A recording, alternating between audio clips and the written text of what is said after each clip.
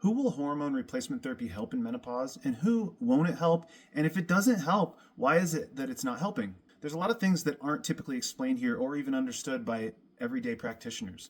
And the fact of the matter is, the majority of women will see some improvement in menopause symptoms using hormone replacement therapy. And this makes sense because one of the primary drivers, as everyone knows, is a change in your hormone levels, especially estrogen. But also progesterone goes down, and oftentimes testosterone is a hormone that needs to be addressed as well. So replacing some of those hormones does make sense for a lot of women.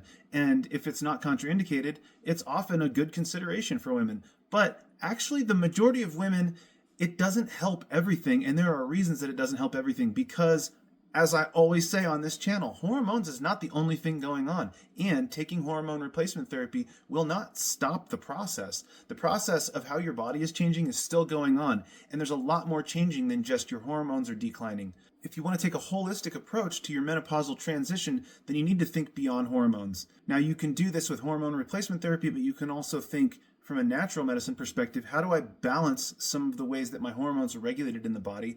Oh, your body's still making hormones even after your ovarian function goes down or stops making estrogen and progesterone. So how do you support that process? But also, what else is changing? Your gut microbiome is doing a complete shift from the way that it was during the reproductive years. Your mitochondria, which are the energy producers in your cells, are probably making energy in a different way, potentially a less efficient way. Your inflammation is going to tend to want to increase, so you have to start addressing that because inflammation will create a lot of symptoms that you'll say, oh, this is menopause symptoms, but actually these are symptoms. Let's say it's joint pain. These are symptoms of inflammation, and if you address the inflammation, actually, oh, that was a quote unquote menopause symptom, but it was actually truly a symptom of my immune system, not my hormones changing, right?